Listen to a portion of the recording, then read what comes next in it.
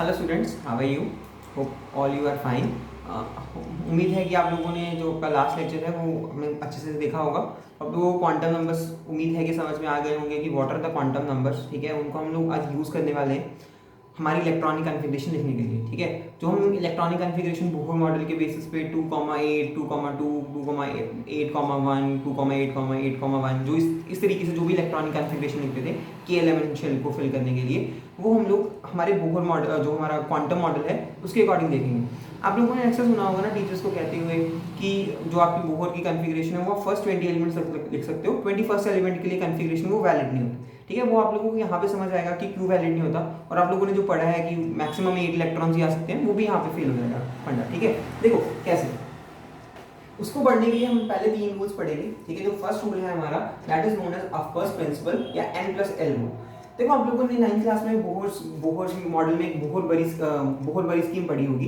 वहां पे लिखा जाता है कि उसका पॉस्टुलेट होता है कि electrons are filled in stepwise manner, the one which is having lower energy will fill first and the one having higher energy will filled afterwards. ठीक है, तो यहाँ पे भी सेम चीज होती है। यहाँ पे ये बोलता है कि जो फिलिंग होगी ऑर्बिटल्स की वो इंक्रीजिंग ऑर्डर ऑफ एनर्जी होगी, मतलब the one which is having lowest energy will field first and the one which is having highest energy will field at last. ठीक है, उसी को उसने बोला n+l रूल। n+l रूल के अकॉर्डिंग इसने क्या बोला, the one having lowest n+l value, the one having lowest n+l value will having lower energy and will field first. जिसकी n+l वैल्यू सबसे कम होगी वो लोअर एनर्जी में होगा and that will be filled first. कई केसेस में उसने देखा, जैसे कि अगर मैं बात करूं 3s और 2p की, ठीक है, इसमें n की वैल्यू आप फटाफट से सोचो क्या आएगी 3s वाले में। ठीक है, मैं लिखता हूं, आप लोग सोचो कि n की वैल्यू क्या होगी, इसमें l की वैल्यू क्या होगी। ठीक है, वीडियो को पॉज करना, उसके बाद सोचना कि n और l की वैल्यू क्या होगी। ठीक है, आप अगर क्वांटम नंबर्स पढ़े तो आपको चेक करना चाहिए कि आपने सही पढ़े हैं। मैं लिख रहा हूं यहाँ पे वैल्यूज। ठीक है, ये होती है वैल्यूज। p ऑर्बिटल की l वैल्यू 1 होती है, s की l की वैल्यू 0 होती है, और जो हमारा प्रिंसिपल क्वांटम नंबर होता है वो तो n की वैल्यू 3 और 2 सिंपल दिखी रही है। तो इसमें अगर टोटल करें n+l 3, इसमें भी n+l कितना आ रहा है, 3 आ रहा है। तो उसने बोला कि अगर आपके पास इस तरीके से कोई क्लैश है तो आप क्या करोगे, the one which is having lower value of n, the one which is having lower value of n will have lower energy and will fill first. तो वो क्या होगा, पहले फिल होगा। ठीक है, उसको हम क्या करेंगे, पहले फिल करेंगे। क्लियर है चीज? चलो अब देखो सेकंड प्रिंसिपल आता है जो हमारे पास। सेकंड प्रिंसिपल के अकॉर्डिंग सेकंड प्रिंसिपल है क्या, Pauli's exclusion principle. Pauli's exclusion principle. Pauli exclusion principle ये बोलता है, हमें पता है कि एक ऑर्बिटल में मैक्सिमम 2 इलेक्ट्रॉन्स हो सकते हैं।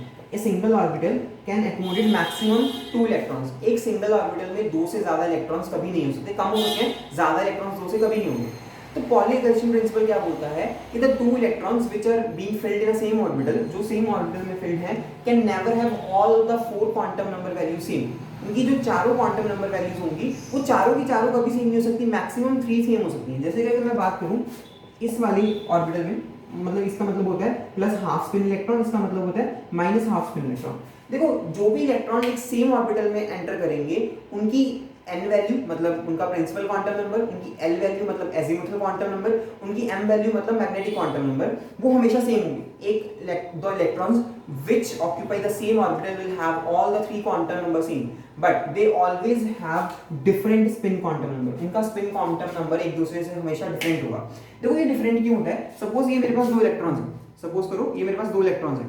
अगर इन दोनों के केस में क्या होगा, मैं प्लस हाफ स्पिन लूंगा तो इन दोनों की जो वेव आएगी ना वो कुछ इस तरीके से आएगी, इसकी वेव भी इस तरीके से आएगी, इसकी वेव।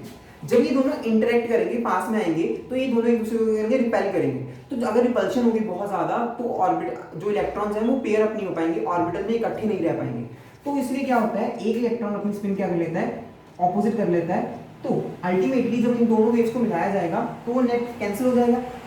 उस कैंसिल होने का मतलब है इनमें जो रिपल्शन थी वो मिनिमाइज होगी। ठीक है, तो रिपल्शन मिनिमाइज करने के लिए एक प्लस हाफ स्पिन में चला जाता है तो दूसरा माइनस हाफ स्पिन में चला जाता है, तो स्पिन वैल्यूज डिफरेंट होगी। ये बोलते हैं पॉलीज एक्सकल्शन प्रिंसिपल।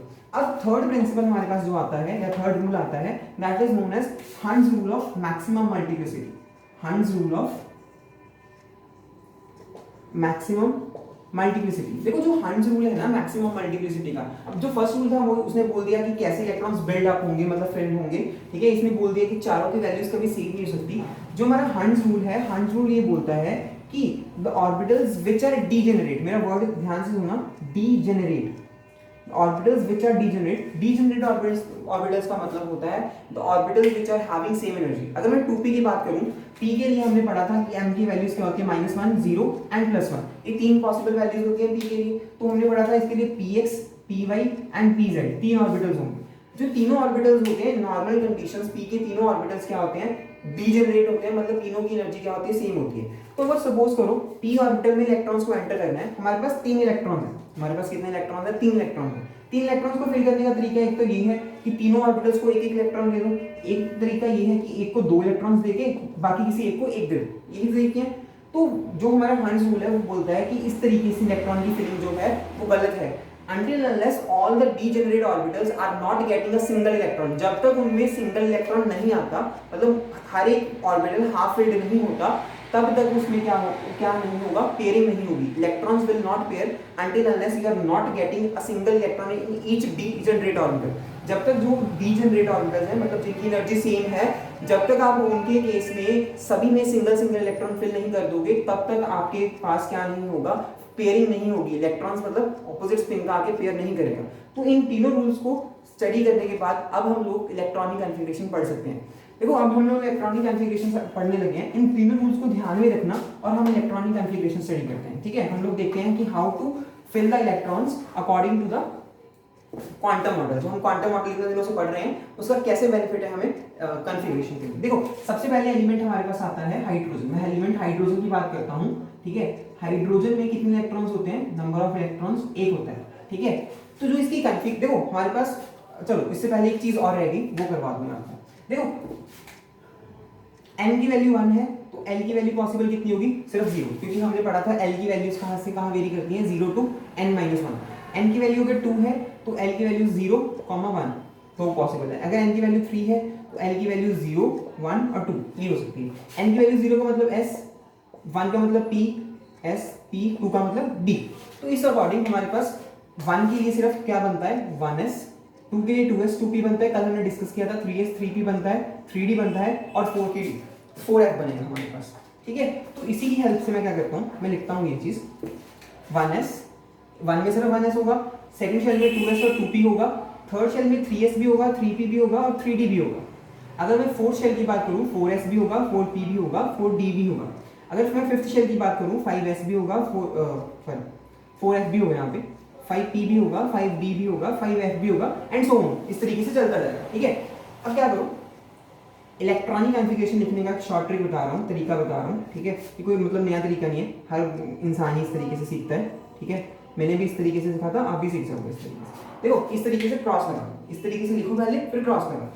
इसको देखो पहला क्रॉस 1s, उसके बाद 2s, उसके बाद 2p 3s, उसके बाद 3p 4s, 4s के बाद देखो 3d 4p, 3d 4p। ये देखो 4s पहले फिल होगा 3d से, 4s will fill first as compare to 3d। 3d orbital की जो एनर्जी होती है वो 4s से ज्यादा होती है। ठीक है, तो 4s पहले फिल होता है, फिर आएगा 4p, 4p के बाद 5s आएगा, 5s के बाद 4d आएगा, 4d के बाद 5p आएगा। इस तरीके से आप इलेक्ट्रॉन्स फिल करोगे। मतलब the first orbital which will field first is 1s, then 2s, then 2p, 3s, 3p, इस तरीके से सोन आपके पास क्या होंगे, ऑर्बिटल्स की फिलिंग होगी। अब हम लोग पढ़ते हैं इसी अकॉर्डिंग हम लोग ऑर्बिटल्स को क्या करते हैं, फिल करने की कोशिश करते हैं। देखो हाइड्रोजन में सिर्फ एक इलेक्ट्रॉन होता है, hydrogen is having only 1 electron. तो इलेक्ट्रॉन जो इसका ऑर्बिटल, इसमें क्या होगा, पहले 1s फिल होगा, एक ऑर्बिटल में 2 इलेक्ट्रॉन्स मैक्सिमम आ सकते हैं। तो हमारे पास कितने इलेक्ट्रॉन्स हैं, एक ही इलेक्ट्रॉन है, तो एक पहला इलेक्ट्रॉन इसी में आ जाएगा। इसको ड्रॉ कैसे करेंगे, ऑर्बिटल एक इलेक्ट्रॉन है तो इस तरीके से। हीलियम की अगर मैं बात करूं, हीलियम के 2 इलेक्ट्रॉन्स होते हैं, कॉन्फ़िगरेशन क्या हो जाएगी 1s2, क्योंकि एक ऑर्बिटल में मैक्सिमम कितने इलेक्ट्रॉन आ सकते हैं, 2 इलेक्ट्रॉन आ सकते हैं। अब यहाँ पे 1s पूरा हो गया। अब हीलियम के बाद क्या आता है हमारे पास, लिथियम, लिथियम का नंबर 3, उसमें कितने इलेक्ट्रॉन होंगे, 3 इलेक्ट्रॉन का मतलब पहले 2 इलेक्ट्रॉन पहले में पूरे हो गए। अब क्या होगा, उसके बाद कौन सा फिल करते हैं, 2s में कितने इलेक्ट्रॉन जाएंगे, 1। इसको कैसे ड्रॉ करोगे आप, 1s 2s इस तरीके से।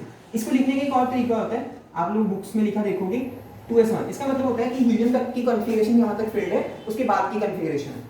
लिथियम के पास बेरिलियम, आपके पास आता है बेरिलियम, बेरिलियम का नंबर क्या होता है 4। ठीक है, 4 का मतलब 4 इलेक्ट्रॉन्स, तो यहाँ पे फिल हो जाएगा। इसको कैसे लिखोगे, हीलियम 2s2, तो यहाँ पे क्या होगा आपके इलेक्ट्रॉन्स फिल हो जाएंगे।